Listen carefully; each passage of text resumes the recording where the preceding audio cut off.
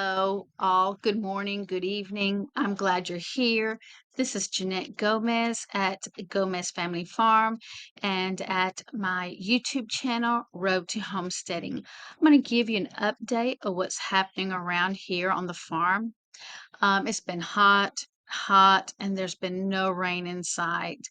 It is August. It's the second week of August, and we've had no rain. We've had no rain for about 5 weeks now, maybe pushing 6 weeks, and it's just incredibly hot. We've had 100 plus temperatures for gosh, about a month now. We are in desperate need of rain. Because of the lack of rain, we have been using the water that's in our pond.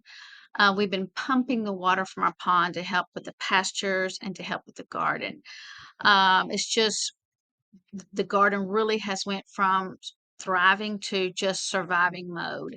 Um, we can water as much as we want, but it's really not the same as rainwater. The cows are doing fine.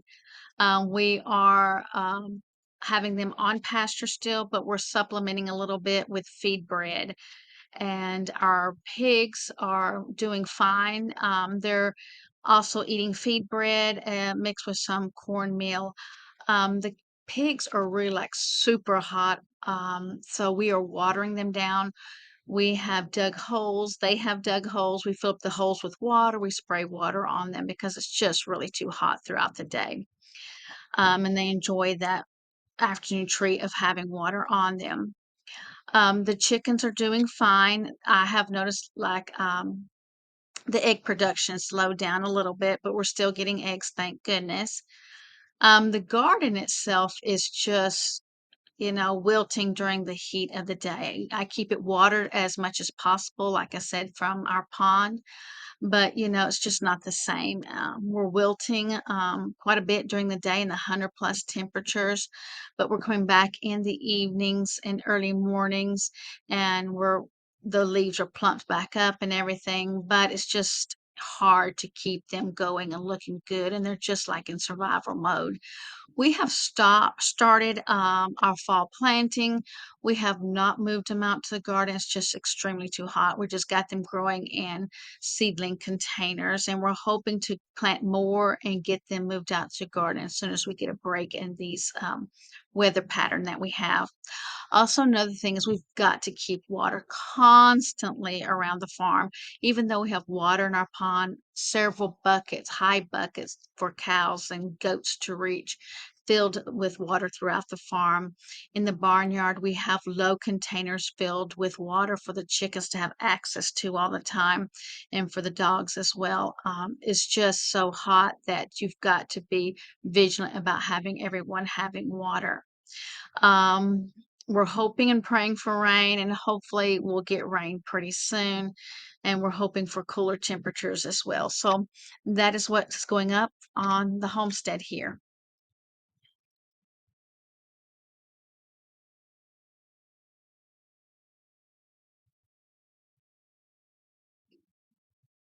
Today we're going to be talking about buying your homestead.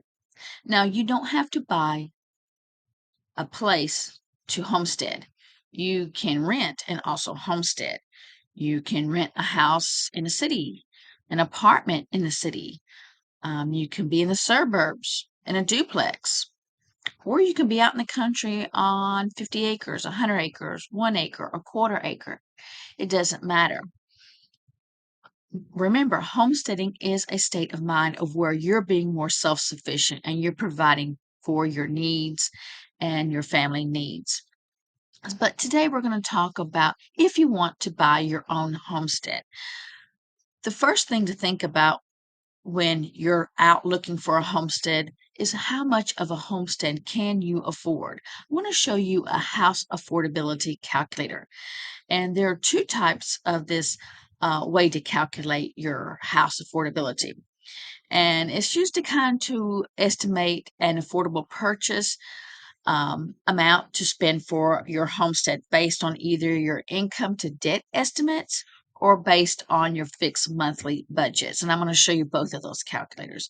And this is intended for people that live in the United States. And I'm going to leave a link to the calculator in the description part of this video. Um, this is the first one I'm going to talk about, and this is based on your annual income and your debt. Let's say your annual income is $70,000, put 70 here, and that you're looking for a conventional 30-year term. And this is the interest rate that populated, that is current. And here is where you're going to put your monthly debt payback.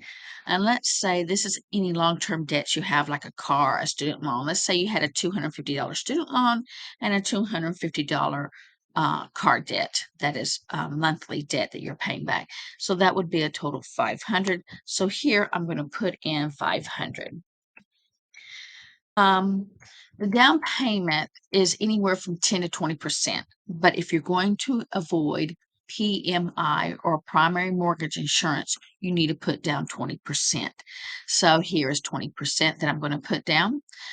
This is the local property tax that populated. You can adjust your local property tax for whatever county you live in. And if you have any HOA or co-op fee, you want to calculate that in here as well. We have no HOA fee, so we're not calculating anything there. And here is your insurance rate, and that's what populated when I open up this calculator. But you can find out an insurance rate by calling out to your local insurance, home insurance, and kind of getting a rate per um, for houses. And this is going to be a conventional debt to income ratio. I'm going to hit the calculate button on $70,000 household income with 500 monthly debt payback. This is how much I can afford.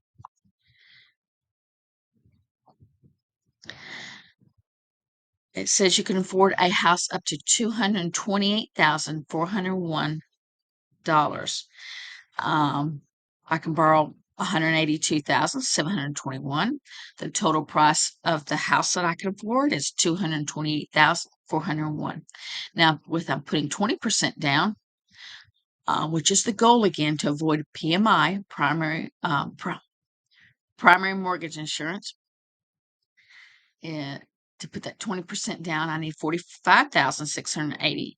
And this is the estimated closing cost, which is a one-time fee, and the calculator says to assume 3%, is a total of $6,852, which means at closing, with my down payment plus my one-time estimated closing cost, I need to have $52,532. And that's going to bring my monthly mortgage payment to $1,219. I can estimate my annual property tax to be $3,426. Again, zero on the HOA. And this is my estimated annual insurance cost for the home, $1,142. And then, of course, it assumes a 1.5% for estimated annual maintenance, repairs, utilities, etc. at $3,426, which gives me now a grand total monthly cost of my house after my down payment and closing costs at $1,886. So now I know this is my max top of what I can afford. 228,401, and this lets me know how much I need to have to ready to close on a house. And of course, you can manipulate this. You can lower how much you're going to put down.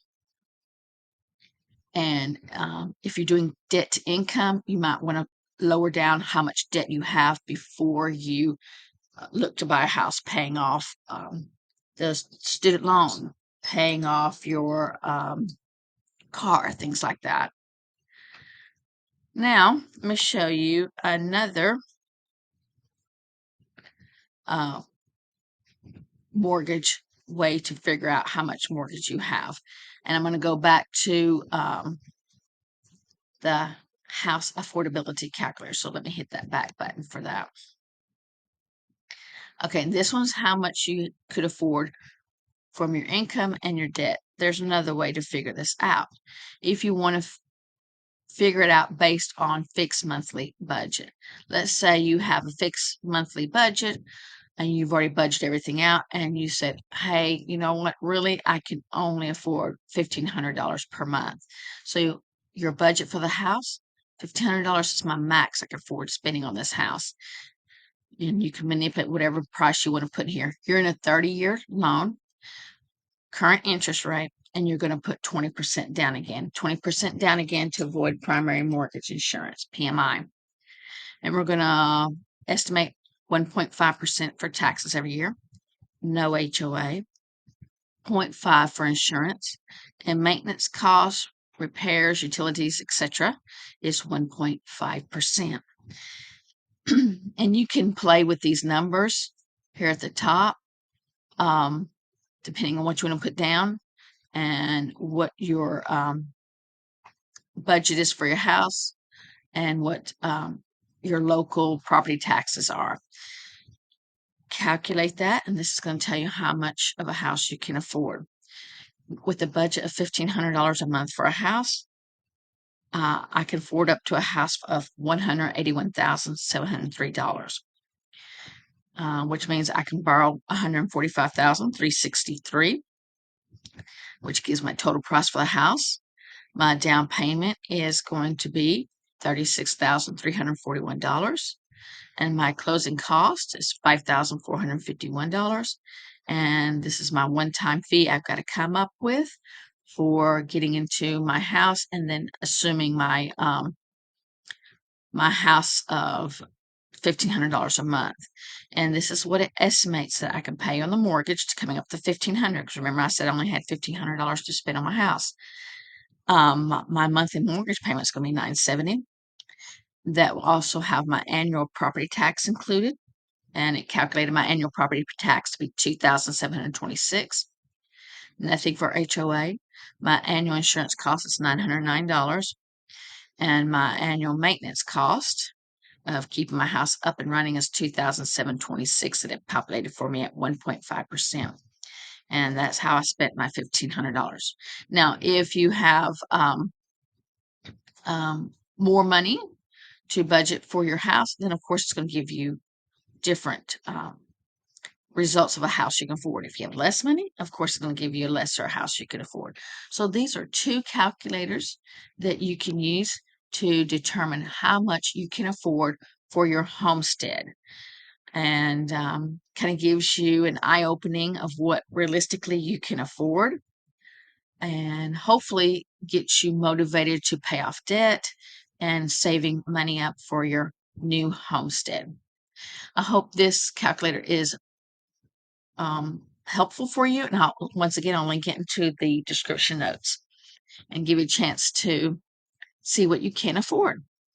And remember, homesteading can be done whether you're renting or you own. It's just a state of being, and keeping a positive mindset and just doing as much as you can, being self-sufficient. Good luck homesteading.